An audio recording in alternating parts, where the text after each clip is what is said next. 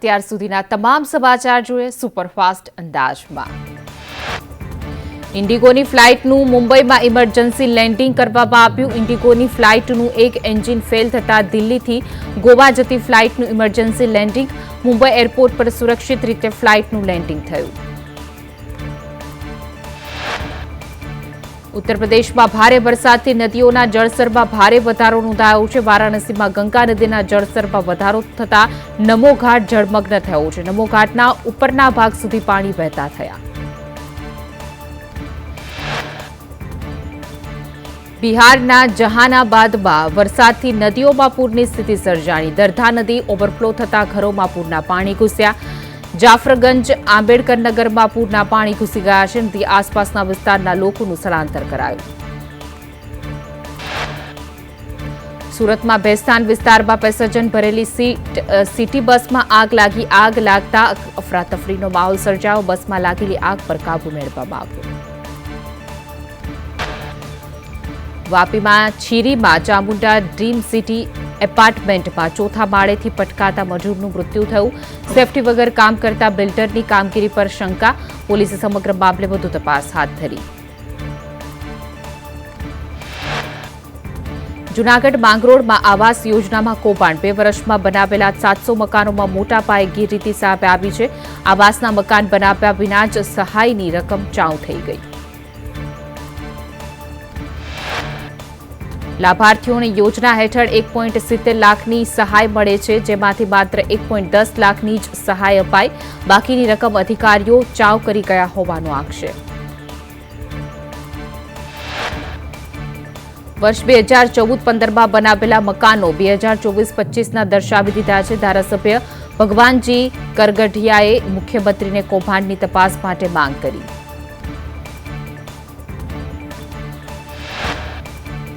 ખોડલધામ તરફથી પત્રમાં લખ્યું છે કે આરોપી યુવક મૃતક દીકરીને હેરાન કરતો હતો। પોલીસ જવાબદારો સામે કાર્યવાહી કરે તેવી માંગ। સુરતમાં 19 વર્ષીય શિક્ષિકાના આપઘાત મામલે પાટીદાર સમાજના આગેવાનો ન્યાય માટે મેદાને આવ્યા છે। પાટીદાર સમાજના અગ્રણી મથુર સવાણીએ સીએમને પત્ર લખ્યો।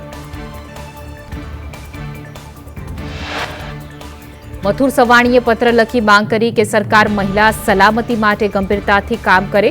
ઘટનામાં સંડોવાયેલા લોકોને કડક સજા થાય। સરકાર કડક કાર્યવાહી કરે તેવી સમાજની માંગ। નવસારીમાં જર્જરિત ઇમારતોને લઈને તંત્ર એક્શનમાં છે। જર્જરિત શોપિંગ સેન્ટરની 337 દુકાનો તાત્કાલિક ખાલી કરવા કમિશનરનો હુકમ।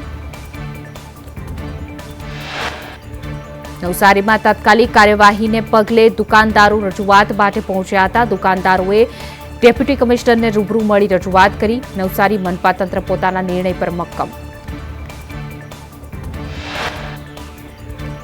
મોરબીની પેટર્ન પર હળવદમાં પણ ચક્કાજામ। હરિનગર સોસાયટી વિસ્તારમાં રહીશોએ સરા રોડ કર્યો ચક્કાજામ। રોડ રસ્તા ગટરની સમસ્યાને લઈને લોકો ત્રાહિમામ। હળવદ નગરપાલિકા સુવિધાઓ ઉપલબ્ધ કરાવવામાં નિષ્ફળ રહી, જેને લઈને હળવદ નગરપાલિકા તંત્ર સામે સ્થાનિકોમાં રોષ। સમસ્યાનું તાત્કાલિક નિરાકરણ લાવવાની માંગ સાથે ચક્કાજામ। વડોદરામાં ફરી સ્માર્ટ મીટરનું ભૂત ધૂણ્યું। વીજ બિલ 5 મહિનાથી નહીં આવતા ગ્રામ ભારે રોષની લાગણી વ્યાપી છે। વક્રતુંગ સોસાયટીના રહીશોએ સ્માર્ટ મીટરની સામે વિરોધ નોંધાવ્યો।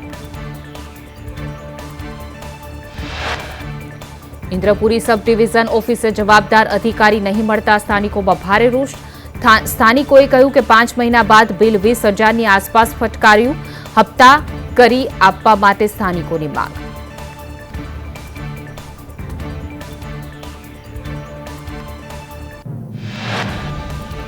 અમદાવાદમાં સિવિલમાં બિલાડીઓનો આતંક જોવા મળ્યો। સિવિલ હોસ્પિટલમાં ઉંદર કૂતરા બાદ બિલાડીનો પણ ત્રાસ।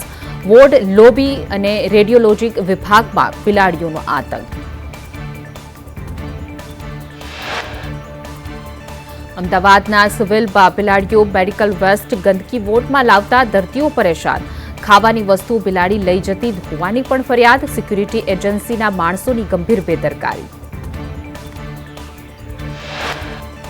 રાજકોટમાં ઋતુજન્ય રોગચાળામાં વધારો થયો। તાવ, શરદી, ઉધરસ, ઝાડાના 2000થી પણ વધુ દર્દીઓ। શરદી ઉધરસના 703, તાવના 916 કેસ નોંધાયા. રાજકોટમાં ઝાડા ઉલટીના 342 કેસ નોંધાયા છે. ટાઇફોઇડનો 1, કંબળના 3 કેસ નોંધાયા છે. બેવડી ઋતુથી પાણીજન્ય બીમારીઓમાં વધારો થયો છે. લોકોને ઉકાળેલું પાણી પીવા માટે તબીબોની સલાહ. સાબરકાંઠામાં પશુપાલકોનું આંદોલન યથાવત. ખેડબ્રહ્મા વડાલી ઈડરમાં દૂધ લેવાનું બંધ થયું. આંદોલનને પગલે પશુપાલકોના ખર્ચમાં પણ વધારો. આવકની સામે વ્યાપક ખર્ચ વધી રહ્યો છે.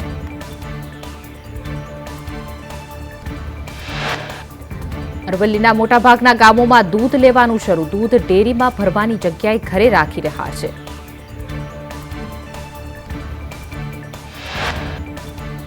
સાબર ડેરીએ દૂધની ઘટ પૂર્તિ કરવા માટે નવો કિમિયો અપનાવ્યો છે. સાબર ડેરીએ પોલીસ પ્રોટેક્શન વચ્ચે બનાસ ડેરીમાંથી દૂધના ટેન્કરો મંગાવ્યા. બનાસ ડેરીઓમાંથી 10 ટેન્કરો સાબર ડેરીમાં લવાયા. અમદાવાદના શાહપુરમાં તંત્રના પાપે ટેન્કર રાજ. 24 કલાક પાણી આપવાની તંત્રની વાતો પોકળ સાબિત થઈ. તંત્રના પાપે પીવાના પાણી માટે રહીશો તરસ્યા. ડ્રેનેજને લઈને પાણીની લાઇન કાપી હોવાનો આક્ષેપ. પીવાના પાણી માટે શહેરીજનો વલખા મારતા હતા. ટેન્કર આવતા જ પાણી માટે લોકોની લાંબી કતારો. કામગીરી કરવા આવેલ તંત્ર અધૂરું કામ મૂકી ગયા. ગુજરાતના સાંસદો સ્વનિધિ ફંડ વાપરવામાં પાછળ. 1 વર્ષમાં 95.80% ફંડ વાપરાયા વિના જ રહ્યું. 26 સાંસદોને કુલ 254.80 કરોડ રૂપિયા ફંડ મળ્યું.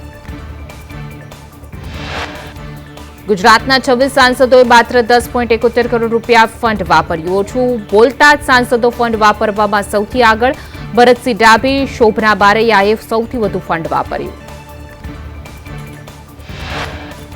14 સાંસદોની ભલામણના એક પણ કામ પૂર્ણ ન થયા. મનસુખ વસાવાએ સૌથી વધુ ફંડનો ઉપયોગ કર્યો. મનસુખ વસાવાએ 1.73 કરોડના ફંડનો ઉપયોગ કર્યો.